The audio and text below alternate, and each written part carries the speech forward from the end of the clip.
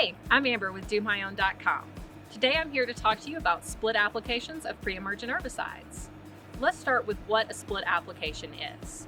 This is where you take a pre-emergent that's labeled for being used at lower rates in multiple increments or multiple treatments to allow you to get extended control throughout your yard. Certain weeds are going to be controlled better by 2 applications.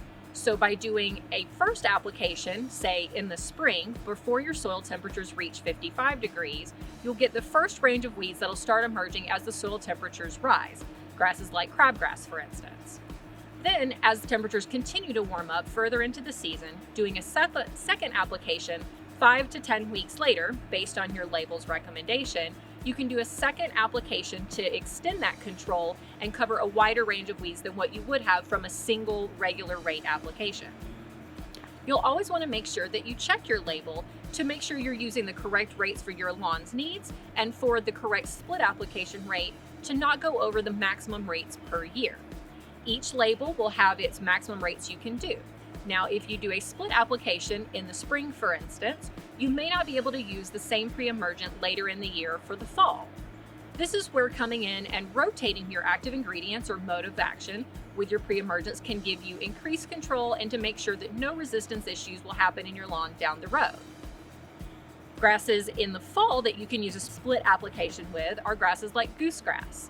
2 applications will really help make sure that those weeds don't pop up and you don't have to see them in your yard and worry about treating for them later on.